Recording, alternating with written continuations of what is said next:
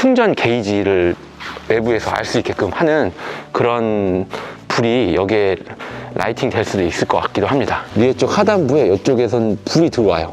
그래서 미세하게 불이 들어오고요. 제동등, 보조 제동등이라고 할 수 있나요? 이렇게 이 부분에 이렇게 라이팅이 되는 걸 알 수 있고요. 이번에 들어간 것 중에 전면부에 옵션으로 들어가는데요. 이 부분에 이렇게 일자로 이렇게 라이팅이 되잖아요. 이게 제 생각해 보니까 어디서 썼냐면 팰리세이드에서 리어 콤비네이션 램프에 세로로 이렇게 디귿자로 그렇게 들어가는 걸 알 수 있어요. 거기에서 처음 썼는데 그게 반응이 되게 좋았나 봐요. 그래서 이번에 이렇게 전면에 이렇게 옵션으로 이렇게 넣어줬습니다. 지금 여기 이 차는 옵션이 적용된 차. 전면부에 지금 44인치 증강현실 HUD가 적용된 모델인데요. 제 차 산타페도 한번 재봤는데요. 길이를 재보니까 대략 26cm 정도 나옵니다. 그래서 26cm가 중요한 게 아니라 증강현실에서 안에 피사체를 투영할 수 있는 그 거리하고 각도, 그거에 의해서 증강현실 전체적인 가상으로 나타나는 그 헤드업 디스플레이 사이즈가 나오는 거라.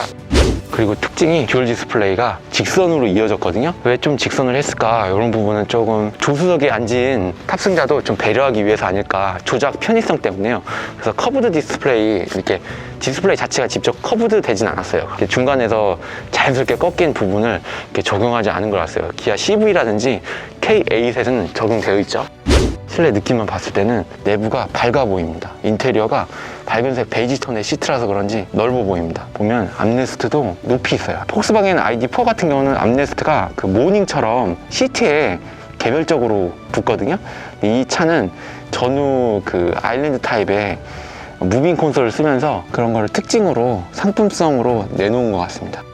차량 하체를 간단하게 살펴보겠습니다. 사일런스 커버, 더스트 커버 같은 이런 공력 개선을 위해서 커버가 뒤에까지 이렇게 있고요. 모터를 한번 찾아볼까요? 모터 보이시나요?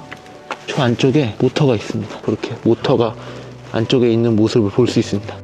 타이어 마저 그냥 설명드릴까요? 20인치 휠이 들어가는데 이 20인치 휠은 조금만 아쉬운 점이 있을 수 있는 게 경쟁차종인 ID4 같은 경우는 21인치 휠이 들어가 있더라고요. 그래서 그런 부분이 있고, 보시면 휠하우스 안쪽은 부직포 재질 같은 걸로 되어 있어요. 거의 필수입니다. 대부분 나오는 차에 되어 있고 경량화를 많이 시킨 것 같아요. 안쪽에 전면부 한번 가볼까요? 전면부 서스펜션은 이렇게 각도가 뒤로 살짝 이어져 있고요. 안쪽으로 호잉이 되어 있지 않고 그냥 수평으로 되어 있는 것 같아요. 또 자체는 지금 바깥쪽으로 최대한 서스펜션을 뺀 걸 알 수 있어요. 그리고 이 차에 아이디라고 해서 휠베이스가 3m이기 때문에 그 회전 각도를 좀 높일 수 있는 그런 메커니즘이 들어가 있거든요. 일체형으로 되어 있는데 안에 베어링하고 보시면은 안쪽에 바퀴 회전 각도가 최대한 높아지게끔 안쪽도 다 깐 걸 볼 수 있어요. 안쪽까지 깊게 탄 것 같아요. 저 보시면. 하단부 보시면 역시 공력 개선이라든지 이물질 또는 방음 차원에서도 요즘 이렇게 언더커버를 방음 재질로, 부직포 재질로 이렇게 다 씌워 놓고 있습니다. 저 뒤쪽은 배터리가 들어가 있거든요. 근데 그 부분은 약간 소리가 날 수 있을 것 같아요. 플라스틱으로 씌워진지 한번 자세히 가서 한번 볼까요? 알루미늄 같은 재질의 판넬로 되어 있습니다. 배터리를 방어하는 이런 모습이고요. 차량의 높이에 대해서 간단하게 좀 말씀드리려고 하는데요. 투싼이에요. 요 정도입니다.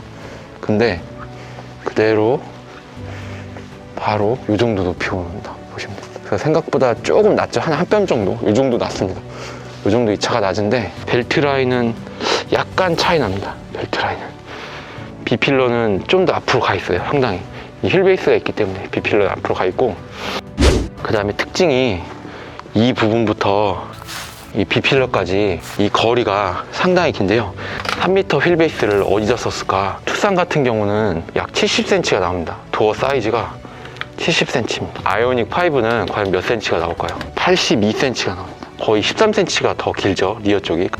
근데 주의할 게, 이거는 실제로 2열이 13cm가 더 큰 건 절대 아니고요. B필러가 좀 더 앞으로 가 있다고 보시면 될 것 같아요. 그래서 실질적으로 13cm는 아니고 약 6, 7cm는 더 되지 않을까. 실제로 주먹 3개 정도 들어갈 것 같고요. 2열에 앉았을 때 일반적인 한 170 정도 키 사람이. 1열 유리는 어느 정도인지 한번 볼게요. 1열 유리는 준중형 SUV가 77cm거든요. 아이오닉 5는 85cm가 나옵니다. 상당히 길죠. 정리하자면 아이오닉은 전면 유리하고 후면 유리 둘 다 85, 87 정도 나오고요. 그랜저는 몇 cm가 나올까요? 그랜저는 80cm가 나옵니다. 아이오닉이 5cm 정도 더 크다는 걸 알 수 있어요. 후면 유리가 74cm 정도 나옵니다. 아이오닉이 뒷유리도 12cm 정도 더 크다는 걸 알 수 있어요. 근데 뒷유리가 유난히 큰 구조로 되어 있어요. 분석을 해보면 이 라인 자체를요, 뒤로 이렇게 쭉 뺐어요. 이 뒤 라인으로 이렇게 쭉 뺐는데, 이 이유가 뭐냐면 A, B, C 필러거든요. C 필러를 뒤쪽으로 이렇게 눕히다 보니까 만약에 이 라인을 이렇게 가져가잖아요. 이렇게 최대한 세워요. SUV가 일반적으로 이렇게 라인이 와요. 한 60도 정도 라인으로 이렇게 오잖아요. 근데 이 라인을 최대한 이렇게 눕히다 보니까 아이오닉 같은 경우는 왜 이걸 눕혔냐면 뒤쪽 상당히 많이 기울어져 있잖아요. 그러다 보니까 이거를 이렇게 세우잖아요. 그러면 이 C 필러의 두께가 이 폭 있잖아요. 이 폭이 너무 두껍고 그렇게 보이기 때문에 차가 둔해 보인다고 해야 되나? 그런 느낌이 들거든요. 그래서 이 라인하고 최대한 맞추기 위해서 이 라인을 뒤쪽으로 이렇게 뺀 걸 알 수 있어요. 그러다 보니까 이 뒤쪽으로 빼고 그 다음에 또 휠 베이스도 뒤쪽으로 가잖아요. 그럼 만약에 이렇게 빼면은 휠하우스가 뒤쪽으로 있다 보니까 이쪽으로 해서 이렇게 오면은 도어가 이렇게 되게 작아 보이겠죠? 도어가 이쪽에서 끊어지면서. 그래서 이런 구조적인 것 때문에 최대한 그냥 뒤로 빼버리고 이렇게 유리창을 통으로 이렇게 길게 뺀 걸 알 수 있어요. 보통 여기에서 이렇게 이 정도로 끊거든요. SUV 같은 게 이렇게 끊는데 그걸 뒤쪽까지 엄청 늘렸어요. 이 리어 유리가 준대형 세단보다 10cm 이상 더 긴 모습을 알 수 있습니다. 좀 특징이에요, 이 차에. 휠 디자인에 대해서 간단히 좀 더 알아보려고 하는데요. 휠 디자인이 생각보다 특이합니다. 이게 가까이서 보니까요, 상당히 특이하고 전비를 개선을 시켜주게끔 그렇게 했는데도 심심하지 않은 것 같아요. 오히려 이런 휠 디자인이죠. 이게 아반떼 휠이거든요. 17인치 아반떼 휠인데 이런 디자인보다 훨씬 더 깔끔하고 느낌이 공을 들인 것 같은 딱 디자인적으로 아이덴티티가 있는 그런 느낌이에요. 측면부에서 좀 특징이 이렇게 라인을 꺾었어요.